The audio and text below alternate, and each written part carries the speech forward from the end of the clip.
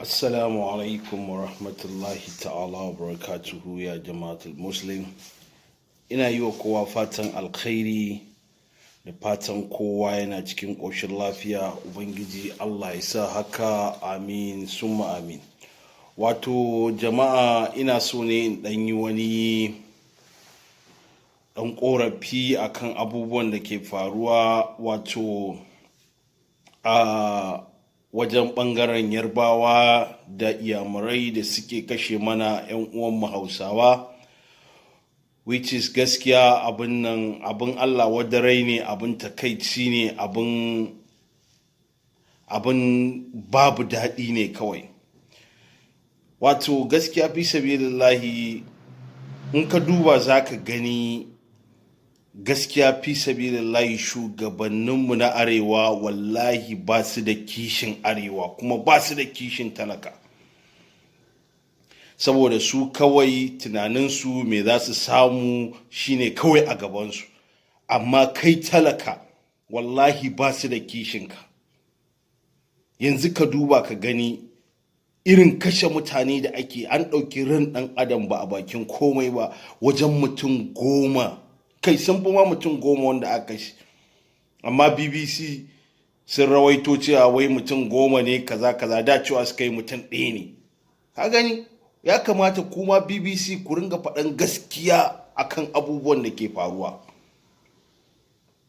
Wato dan Allah dan annabi ka duba ka gani irin mutanen nan yarbawa iyamurai, dama su iri suke jira. Wallahi azimu ba sa ƙaunar hausawa, amma ka duba mu muna tare da su for a long period of time. Muna tare da mutanen nan, muna zaune ba matsala tsakaninmu da su, amma su waɗanda mutanenmu suke can suke zaune tare da su, wallahi azimu ba sa ƙaunar su. Dama iris ake jira wani abu ya faru, iris dama suke so, ko iyamurai dama iris suke jira wani abu ya faru. Amma ka duba waɗannan wai shugabannin arewan, wallahi tallahi abun kunya ne a tare da ku,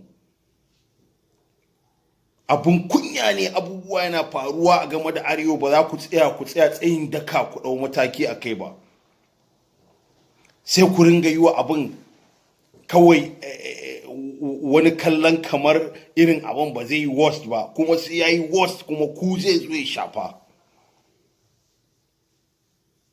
saboda tsabar ba ku da kishin talakawanku. Ka duba su da suke da kishin talakawansu, ba cewa suka yi sun ba fulani wani lokaci su bar ƙasarsu ba, kuma akwai wani gwamna da ya fito ya magana.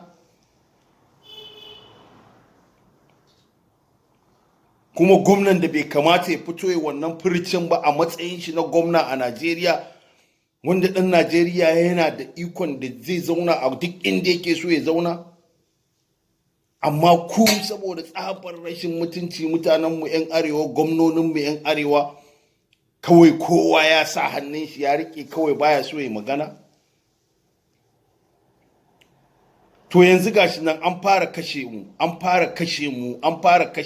Oyo, an fara kashe mu. Kuma wallahi ina gaya muku, wallahi in kuka bari 'yan arewa suka fusata talakawa, wallahi ba za ku ji da kyau ba. Ba za ku ji da kyau ba, wallahi ba za ku gani da kyau ba. Allah. Saboda wallahi an fara ƙure mu, tura ta kai bango. A matsayina na shugaban 'yan tawaye na matasan arewa akan gaskiya, don wallahi tallahi mutanen nan, gwamnonin nan, in ba tashi muke muna ɗuɗɗura musu ashar da waɗannan 'yan majalisun da sanatocin nan da ministocin nan, in ba tashi muka yi muna ɗuɗɗura musu ashar muna zagin uwarsu da ubansu ba za su san cewa ga abin da suke ciki ba. Kwata-kwata ku ba ku da kishinmu, kwata-kwata mu ba ku mai da mu da rayukanmu da komai ba, a mai da mu a bakin komai ba. Mu ne talauci, mu ne bara, mutanen nan sun raina mu. Ba za ka taɓa ganin cewa yarbawa ko iyamurai a nan kudu suna bara ba, sai mutanenmu. Kuma duk waɗansu madafan iko da waye da sauransu 'yan arewa ne. Kuma sannan wallahi tallahi ba za a yi blaming ɗin Buhari ba. Baba Buhari yana aiki fiye da yadda baya zato. Buhari ya sa ku akan cewa duk abin da ya kamata ya muku ya muku. Ba a taɓa samun worst government a Najeriya kamar wannan gwamnatin ba. Ba a taɓa samun gwamnatin da ake kashe mutane kamar ana kashe kiyashi a 'yan arewa kamar wannan gwamnatin ba. Ba a taɓa samun manya-manyan ɓarayi da suka saci kuɗi a Najeriya kamar wannan gwamnatin ba. Kuma mun zaɓe ku ne da kyakkyawar fahimta, amma shi wannan mutumin bawan Allah da aka zaɓa president ɗin nan da kyakkyawan niyya ya hau. Amma ku saboda tsabar rashin mutunci da rashin imani kuna ta jeho masa bama-baman tsafe-tsafe saboda kawai ku saci kuɗi. To shikenan ku saci kuɗin. Babu wani ɗan shegiya da zai tafi da kuɗi, abin ne shi da kuɗi, ya tafi da kuɗi lahira, babu shi. Babu wani ɗan shegiya da za a ɗauke shi a sa kuɗi a cikin kabarin shi ya tafi, wallahi babu. Amma sai tsabar zalunci. Kuma waɗansu suna cewa a laifin talakawa ne da waye. Wallahi tallahi haka manyan, haka aka gina Najeriya. Cin hanci ta yaya na sama yake cin hanci sannan na ƙasa ya ce ba zai ci hanci ba. Ba na ganin laifinsu, ba na ganin laifin ƙananan 'yan sanda ko ƙananan waɗanda za ka ga suna cin hanci. Komai a Najeriya cin hanci ne. In ba ka da kuɗi ba za a ma ba. Komai a Najeriya cin hanci ne. Kuma wai Najeriya ne a ce wai ana yaƙi wai da cin hanci. Wannan wace irin ƙasa ce? 'Yan ƙalilan ne mutane kawai, 'yan ƙalilan ne suke jin daɗi, 'yan ƙalilan ne. Mutane dabban miliyoyin mutane suna cikin wahala, suna cikin haƙulayi, a zo kawai a tashi ƙauyukanku. Kuna zaune zaman lafiya, a sa bama-bamai a kore ku. Ina ake so ku je saboda Allah da Annabi? Ina ake so ku je? Wai kuma wai a ce wai Najeriya akwai gwamnati, which is totally bullshit. Ina gwamnati a Najeriya? Wace gwamnati muke da ita a Najeriya? Waɗannan mutanen da suke kashe mutane, 'yan fulanin nan da komi da sauransu, an san inda suke. Wallahi ba abin da ba a sani ba. Amma an bar su kawai, nake gama, suna cin karansu ba babbaka, su shigo cikin garuruwan mutane suna kashe mutane ba ƙaira ba dalili, for no reason.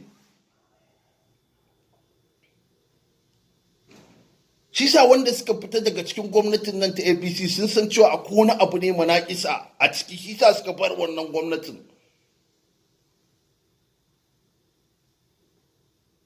Wallahi mun yi regretting 1000% mun yi regretting akan zaben APC wallahi.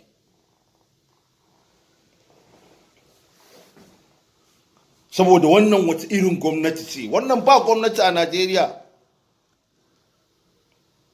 Kowa ɗan iska ne, kowa idan aka sa shi ya juyewa, da talakawan da ku masu kuɗin da ku sarakunan, da kowa ɗan iska ne.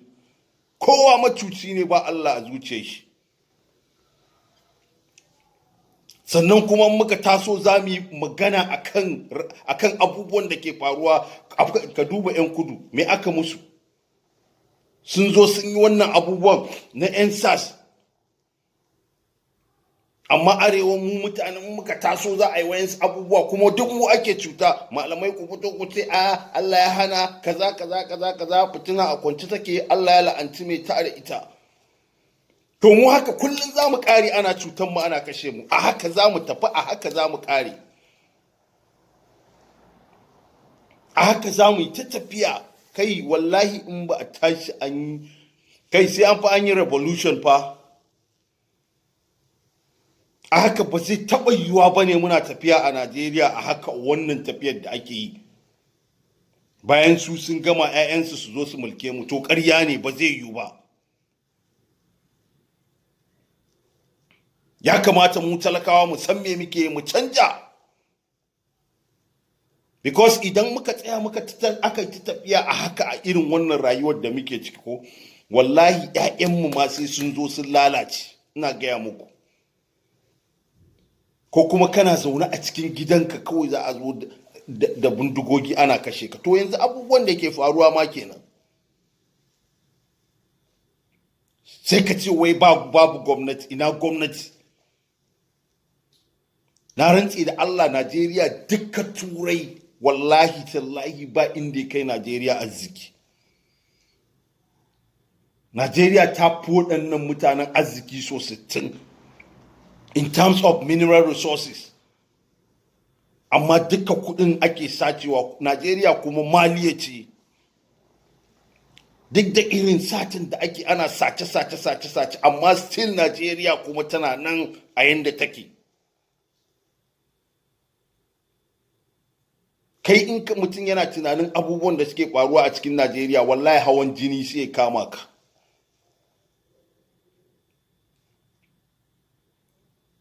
Jama'a, ina yi wa kowa fatan alkhairi. Wassalamu alaikum wa rahmatullahi ta'ala wa barakatuh.